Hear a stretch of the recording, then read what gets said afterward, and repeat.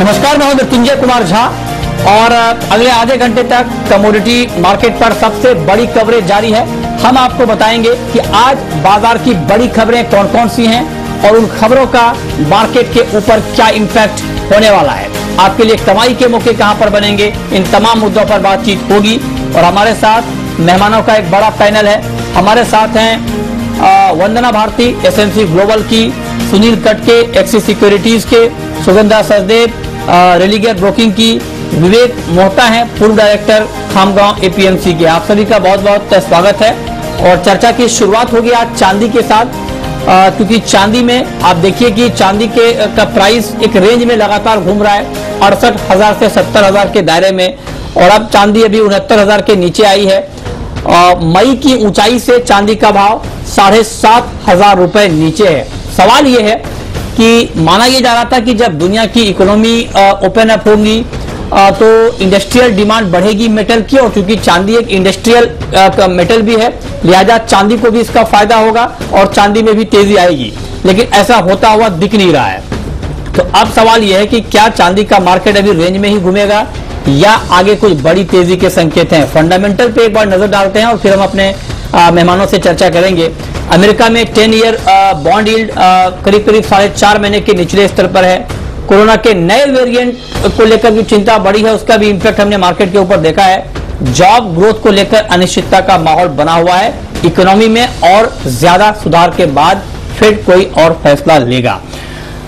तो ये तमाम फंडामेंटल हैं, इसका इंपैक्ट मार्केट पर दिख भी रहा है, आगे भी दिख सकता है। तो मेरा सबसे पहला सवाल सुनील कटके जी आपसे होगा। क्या लगता है आपको, चांदी अभी इसी दायरे में घूमती रहेगी या अब चांदी का मार्केट इस दायरे को तोड़ेगा और ऊपर जाएगा? जी नमस्कार मृत्युंजय जी, मुझे लगता है चांदी अभी $26 के आसपास का रेंज मेंटेन किया है, स्लाइटली बिलो $26 हम बोल सकते हैं अगर हम कॉमेक्स की बात करते हैं। और डोमेस्टिक मार्केट में 69,000 के नीचे अभी रेट चल रहा है। एक कारण चांदी के रेट का बढ़ने का रुपी डेप्रिसिएशन का भी था, जिसकी वजह से चांदी जितना गोल्ड गिरा उतना हमने इंटरनेशनल मार्केट में गिरते हुए नहीं दिखा। आई थिंक आज का जो फेड का मीटिंग है उसके जो ट्रेंड्स हैं उसको इन्वेस्टर्स जो हैं वेट करेंगे ताकि उसे एक क्लियर डायरेक्शन लेंगे वेदर बाई करें या सेल करें। बट अगर नियर टर्म फंडामेंटल्स हम देखते हैं तो डॉलर इंडेक्स अच्छी खासी मजबूती पे ट्रेड कर रहा है। जैसे आपने बताया 92.63 के लेवल पे है अभी, जो कि 12 हफ्ते के हाई पे है। और ऑन द अदर फ्रंट उसके ऑपोजिट में ट्रेजरी यील्ड्स भी 4 महीने के लो पे हैं। तो कहीं ना कहीं एक मिक्स्ड रुझान है। एक तरफ डॉलर इंडेक्स में मजबूती है, एक तरफ जो ट्रेजरी यील्ड्स हैं वो लो पे चल रहे हैं। तो एक टग ऑफ वॉर का चल रहा है सिनारियो, उस वजह से हमने तकरीबन 69,000 का लेवल होल्ड होते हुए देखा है। बट मेरा शॉर्ट टर्म ट्रेंड मुझे लगता है कि इसमें थोड़ा बहुत करेक्शन देखने को मिल सकता है, क्योंकि बेस मेटल पे थोड़ा प्रेशर रहेगा, क्योंकि चाइना ने अपने स्टेट इन्वेंट्रीज को और ज्यादा मार्केट में उतारने की बात करी है। तो उसकी वजह से बेस मेटल प्रेशर में है, तो मुझे लगता है वो इंपैक्ट जो है चांदी पे भी रहेगा। तो मेरा इंडिकेशन इन्वेस्टर्स की तरफ से थोड़ा सेल ऑन राइज का रहेगा। जैसे आज भी अगर किसी को पोजीशन लेना है 68,900 या 69,000 का जो अभी लेवल चल रहा है यहाँ पे बेच सकते हैं। 69,300 का एक स्ट्रिक्ट स्टॉप लॉस लगाते हुए 68,000 तक का एक इंटरडे टारगेट जो है किया जा सकता है। बट जो पोजिशनल इन्वेस्टर्स हैं मुझे लगता है 67 या 66,000 के रेंज में चांदी अगर मिलता है तो वहां पे लॉन्ग टर्म के पर्सपेक्टिव से लेके रख सकते हैं। ठीक है, तो आप कह रहे हैं कि चांदी लॉन्ग टर्म के लिए अभी भी अच्छी है और लंबे समय के लिए चांदी में बाइंग की जा सकती है। वंदना जी, आपका क्या व्यू है? क्या आपको, अभी हम लॉन्ग टर्म की ही बात कर रहे हैं, फिर बाद में इंटरडे की बात करेंगे। आप बताएं कि क्या आपको भी लगता है कि भले ही चांदी का मार्केट अभी रेंज में हो और थोड़ी सी निराशा लोगों को हो रही हो कि भाई मार्केट यहां से बढ़ क्यों नहीं रहा है, लेकिन अगर कोई लॉन्ग टर्म का इन्वेस्टर है और अगर धैर्य के साथ मार्केट में बना हुआ है तो उनको अच्छा मुनाफा चांदी में मिल सकता है। आपका क्या व्यू है?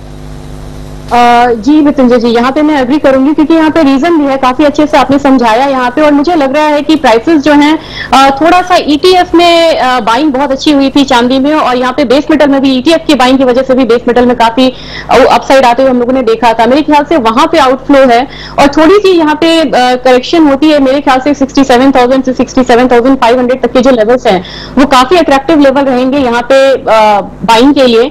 और फॉर द टाइमिंग मुझे लग रहा है कि थोड़ा सा करेक्शन में रहना यहाँ पे चाहिए चांदी में, क्योंकि एक बार मुझे लग रहा है कि डॉलर इंडेक्स 93 से ऊपर भी यहाँ पे जा सकता है, तो वो एक वीकर साइड रहेगा कमोडिटीज काउंटर के लिए। लेकिन अगर लॉन्ग टर्म की बात की जाए तो मुझे लग रहा है कि 67,000 काफी बढ़िया लेवल रहेगा जहां पे बाइंग किया जाना चाहिए। बहुत लंबा टारगेट ना रखते हुए यहाँ पे हमें 72,000 का टारगेट MCX में रखना होगा। अगर इंटरनेशनल मार्केट की बात करूं तो मुझे लग रहा है कि $29.5 का जो एक टारगेट है उसको लेके यहाँ पे चलना चाहिए। तो जिस तरीके से हम देख रहे हैं कि बेस मेटल्स हो, गोल्ड हो या फिर क्रूड ऑयल हो, हर डिप पे यहाँ पे बाइंग बन रही है कमोडिटीज में, ऐसे ही मुझे लग रहा है कि चांदी में भी एक थोड़ा सा करेक्शन और आएगा, लेकिन वहां से जो मेगा ट्रेंड है वो यहाँ पे बाइंग का ही रहना चाहिए। ठीक है, तो मेगा ट्रेंड आप कह रही हैं कि बाइंग का रहना चाहिए, इस पर आप नजर रखिए।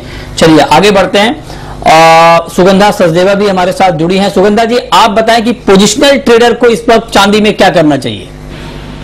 मैं भी दोनों एक्सपर्ट्स का लार्जली एग्री करती हूँ। मुझे लगता है मेरे टर्म में थोड़ा सा प्रेशर रहेगा गोल्ड एंड सिल्वर, बिकॉज अभी मार्केट काफी हद तक फेड के मिनट्स को डाइजेस्ट कर रही है, इवन तो बहुत ज्यादा हॉकिश नहीं है, बट फेड ने जरूर इंडिकेट किया है कि वो अपना बॉन्ड बाइंग प्रोग्राम को टेपर करने के लिए प्लानिंग कर सकते हैं। So that the fact which is supporting dollar index, और इसी वजह से हमने डॉलर इंडेक्स में काफी स्ट्रेंथ आते हुए देखी है। In fact since the last Fed meeting itself dollar index has been strengthening.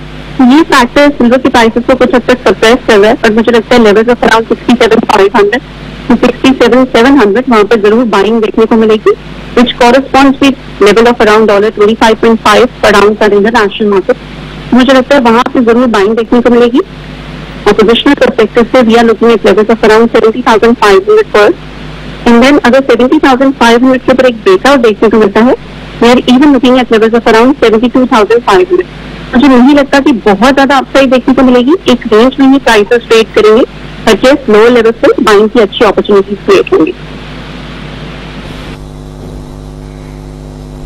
ठीक है, तो ये राय हो गई आपकी चांदी के ऊपर लॉन्ग टर्म के लिए और पोजिशनल ट्रेड के लिए।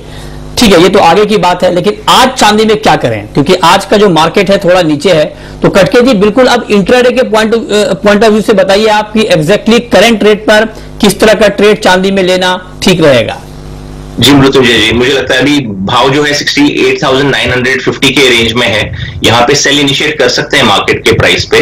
69,300 का एक रेजिस्टेंस है, वहां का स्टॉप लॉस लगाएं।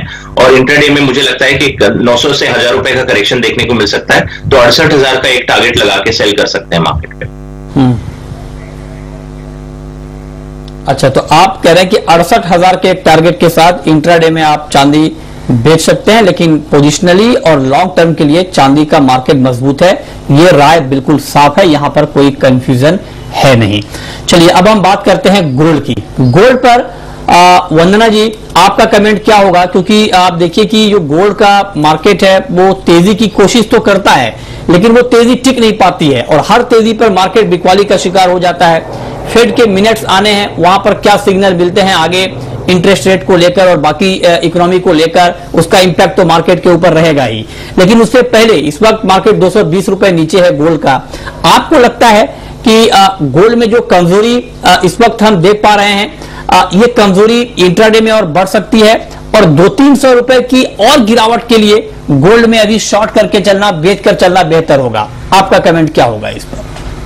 जी मृत्युंजय जी, $1800 से ऊपर टिकना इसके लिए थोड़ा सा भी मुश्किल हो पा रहा है। और दूसरी चीज यह है कि अगस्त सितंबर में एक एक्सपेक्टेशन है कि थोड़ा सा यहाँ पे जो बॉन्ड बाइंग है उसमें तब्दीली आएगी। हो सकता है कि बॉन्ड बाइंग ये कम करे, यहाँ पे टेपिंग की शुरुआत हो, तो उसका भी एक असर है गोल्ड पे देखने को मिल रहा है। और अगर घरेलू बाजार की बात करें, 48,000 से ऊपर टिकना गोल्ड को थोड़ा सा यहाँ पे मुश्किल हो रहा है। मेरे ख्याल से यहाँ पे गोल्ड को सेलिंग करके चलना चाहिए। 47,700 के लेवल पे एक बार सेलिंग करना चाहिए। 47,350 का टारगेट रखना चाहिए इंट्राडे के लिए, और स्टॉप लॉस यहाँ पे लगाना होगा 47,850 रुपए का। ठीक है, तो ये राय आपकी गोल्ड के लिए। सुगंधा जी, आप जरा बताएं कि पोजिशनल ट्रेडर को इस वक्त गोल्ड में किस तरह का ट्रेड लेना चाहिए और क्या करना चाहिए? अगर हम देखें तो पिछले महीने जो फेड ने हॉकिश किया और उन्होंने इंडिकेट किया कि 2023 में 2 रेट हाइक हो सकते हैं, उसके बाद से ही हमने गोल्ड के प्राइसेस पर सिग्निफिकेंट प्रेशर आता ही दिखा। But since the beginning of July prices काफी हद तक रिकवर कर रहे हैं, बिकॉज मार्केट इस बात को डाइजेस्ट कर रही है कि ये अभी बहुत जल्दी नहीं होने वाला। इसके साथ साथ इन्फ्लेशन के प्रेशर काफी हद तक बढ़ते जा रहे हैं, जो गोल्ड को लोअर लेवल्स पर मुझे लगता है अभी भी सपोर्ट करेंगे। उसके साथ साथ अगर हम लेवल्स की बात करें तो 46,500 के लेवल पर प्राइसेस है, एक बहुत अच्छा बेस बनाया है। वहीं अगर इंटरनेशनल मार्केट की तरफ नजर करें 1758 मार्क एक बहुत अच्छे सपोर्ट की तरह एक्ट करता है। मुझे लगता है जब तक ये लेवल होल्ड करता है बाय ऑन डिप्स की स्ट्रैटेजी अडॉप्ट कर सकते हैं। इंट्राडे में जरूर प्रेशर देखने को मिलेगा मुझे लगता है, बट यस लेवल्स टुवर्ड्स 47,300 एक गुड बाइंग अपॉर्चुनिटी रहेंगे। स्टॉप्स मेंटेन करें एट लेवल्स ऑफ अराउंड 46,900 और हायर साइड में we are looking at levels of around 48,000 पर। In case there is a breakout about 48,100 उस केस में 48,500 से 48,700 तक के लेवल्स भी देखने को मिल सकते हैं आने वाले दिनों में। तो आई रिपीट, थोड़ा सा लोअर लेवल्स मिले टुवर्ड्स 47,300 बाइंग करके चल सकते हैं फ्रॉम अ पोजिशनल पर्सपेक्टिव।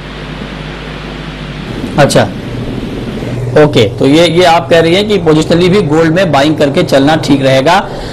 कटके जी आप बताएं, आपके हिसाब से एग्जैक्टली इसी भाव पर अगर अभी अभी जो दर्शक हमें देख रहे हैं आगे पीछे नहीं, अगर इस रेट पर कोई ट्रेड लेना हो तो कोई ट्रेड बनता है या करंट रेट पर कोई ट्रेड नहीं बन रहा है आपके हिसाब से? जी मृत्युंजय जी, मैं वंदना जी के व्यू से सहमत हूं। मुझे भी लगता है कि मार्केट में 200-300 रुपए का करंट मार्केट प्राइस से करेक्शन देखने को मिल सकता है। 47,690 के रेंज में अभी करंट भाव चल रहा है, तो मेरे ख्याल से यहाँ पे बेचना चाहिए। 47,900 का एक स्ट्रिक्ट स्टॉप लॉस मेंटेन करते हुए 47,200 का टारगेट किया जा सकता है इंट्राडे में। ठीक है, तो ये राय हो गई आपकी गोल्ड के ऊपर कि गोल्ड में अभी आपको करना क्या है इंट्राडे में पोजिशनली। दोनों व्यू आपके सामने है, तो आप जो भी ट्रेड लें लेकिन स्टॉप लॉस जरूर लगाएं और जो फंडामेंटल और मार्केट के टेक्निकल हैं वो ठीक तरीके से हमारे एक्सपर्ट ने आपको समझाया है। अब वक्त है ब्रेक का, और ब्रेक के बाद हम आपको बताएंगे कि क्रूड में और मेटल में आपके लिए किस तरह से ट्रेड के मौके बनेंगे, और दालों पर जो स्टॉक लिमिट लगी है उसको लेकर नई खबर क्या आई है इस पर बात, और तेल और तिलहन पर भी स्टॉक लिमिट की बात हो रही है। इन तमाम मुद्दों पर बात ब्रेक के बाद बने रहिए हमारे साथ।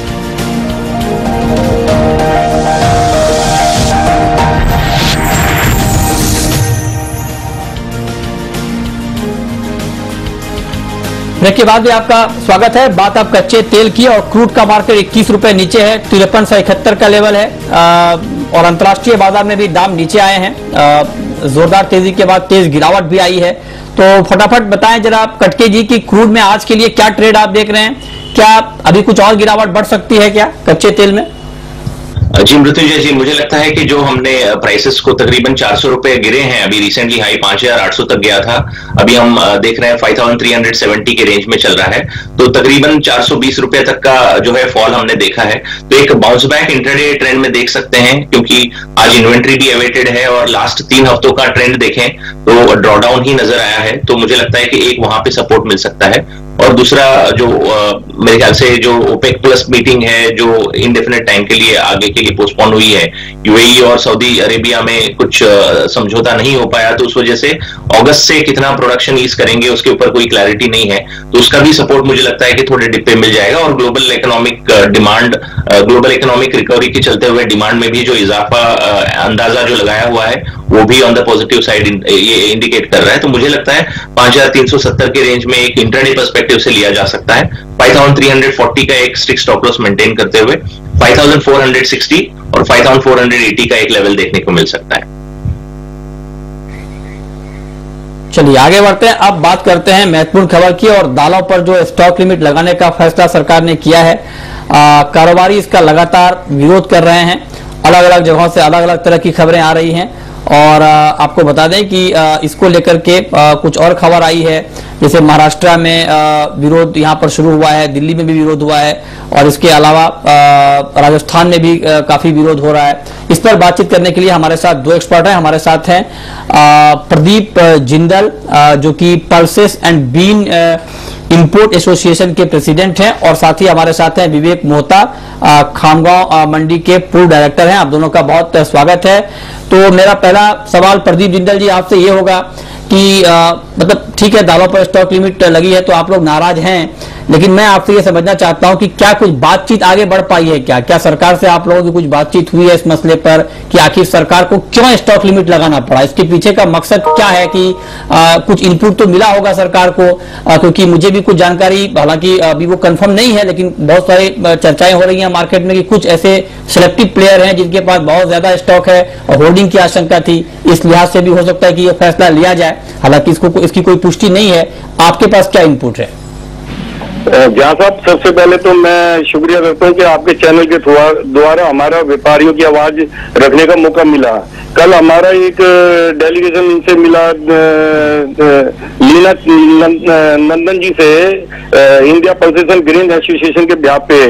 तो वहां पर जो इनपुट मिला उनके दिमाग में है कि 256 लाख टन का इस बार क्रॉप है, 20 लाख टन इंपोर्ट होता है और इस वजह से लास्ट ईयर नेफेड को बहुत माल मिला, तो इस बार क्यों नहीं मिल रहा।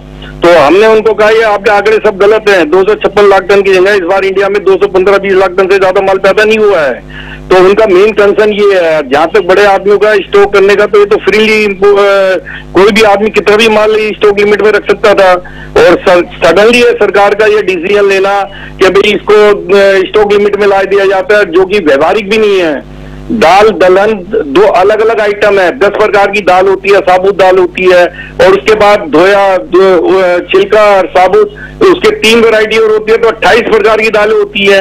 तो 200 टन में जिसमें एक दाल 100 टन की, ये तो प्रैक्टिकल पॉसिबल ही नहीं है। इससे तो एस्टेब्लिशमेंट कॉस्ट ही नहीं निकलती, सारी लेबर वेबर सब ये हिल जाएगी। तो इनके जो सरकार के अधिकारियों ने है आनंद फानन में ये डिसीजन लिया है।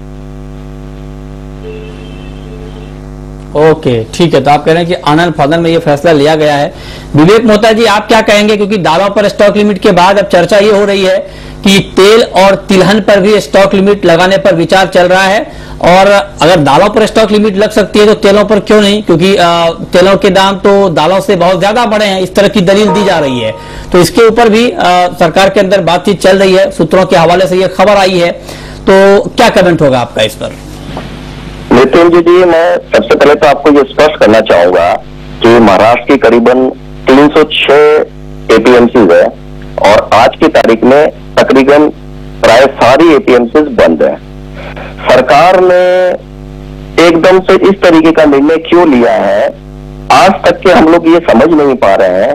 सरकार के कथनी और करनी में फर्क हमको एहसास हो रहा है। एक तरफ सरकार का कुछ समय पहले ये बोलना था कि सारे व्यापारी कोई भी पैन कार्ड पे भी कोई भी माल कहीं पे भी किसी भी स्टेट में स्टॉक कर सकता है और उस पर किसी तरीके की कोई लिमिट नहीं रहेगी। और वो समय निकले हुए आज करीबन 8 महीने भी नहीं हुआ होगा, और 8 महीने के अंदर ऐसा क्या हो गया कि अचानक एकदम रातों रात सरकार को ये स्टॉक लिमिट लानी पड़ी। और खास बात ये बताऊंगा, एक तरफ सरकार ये दावा कर रही है कि सर्वाधिक उत्पादन देश के अंदर इस साल हुआ है, ये सरकार का दावा है, जो कि 256 लाख टन है। और इतना बड़ा अगर उत्पादन अपने देश में होता है तो क्या जरूरत पड़ गई स्टॉक लिमिट लगाने की इमीडिएट? मतलब सरकार इसके अंदर किसका फायदा, किसको फायदा पहुंचाना चाहती है, हम समझ नहीं पा रहे हैं। एक तरफ सरकार चाहती थी कि भाई किसानों को एमएसपी रेट मिले, अगर किसानों को अगर एमएसपी रेट अगर दिलाना चाहती है और स्टॉक लिमिट साथ में लगाती है, जो कि आज सभी चीजों के दाम आज स्टॉक मतलब एमएसपी के नीचे है, तो उसके बाद में किस तरीके से किसानों को हम एमएसपी दिला पाएंगे? मुझे तो ये समझ में नहीं आ रहा है सरकार की क्या नीति है और सरकार क्या करना चाहती है। तो पूर्ण रूप से मैं तो ये बोलूंगा कि सरकार की कथनी और करनी में फर्क मुझे लगता है। हाँ, नहीं ठीक है, आपका विरोध अपनी जगह हो सकता है, लेकिन सरकार ने भी अगर कोई फैसला लिया है, मतलब मैं फैसले के बारे में मेरी कोई राय नहीं है कि ठीक है या गलत है, मैं तो न्यूज दिखा रहा हूँ, खबर दिखा रहा हूँ। आप अपनी विरोध आपकी जगह ठीक हो सकती है, सरकार का भी पक्ष अपनी जगह ठीक हो सकता है कि कंज्यूमर को ठीक भाव मिले। और मैं सिर्फ एक बात का जिक्र करना चाहूंगा कि यही दाल है जब 2015 में 200 रुपए किलो तक दालों के दाम चले गए थे, और उस समय बड़ी एक साजिश का पर्दाफाश हुआ था, और हमने खुद इसके ऊपर प्रोग्राम किया था, समंदर वाली साजिश, किस तरह से शिपमेंट को डिले किया गया था, किस तरह से आर्टिफिशियल शॉर्टेज मार्केट में क्रिएट किया गया था। वो किसी से छुपा हुआ नहीं, इसको लेकर जांच बहुत लंबी चली है, और शिपमेंट को डिले किया गया था ताकि सप्लाई कम रहे, और पोजीशन भी हेज किया गया था, इसके अगेंस्ट में पोजीशन ली गई थी ताकि दाम ऊपर रहे। ठीक है, ये अलग कहानी हो सकती है, हो सकता है सरकार के पास कुछ इस तरह का इनपुट हो सकता है कि जो बात आप कह रहे हैं वही सही हो। अब देखते हैं कि आगे इसके ऊपर क्या फैसला होता है। और दालों के बाद तेलों के ऊपर भी बात चल रही है। देखते हैं इस पूरे मसले को लेकर आगे क्या होता है। बहुत शुक्रिया दिलीप मोहता जी आपका, प्रदीप जिंदल जी आपका, वंदना भारती जी आपका और सुनील कटके जी आपका हमारे साथ जुड़ने के लिए, बताने के लिए कहां पर कमाई के मौके बनेंगे। छोटा सा ब्रेक के बाद देखिए कॉर्पोरेट रडार। नमस्कार।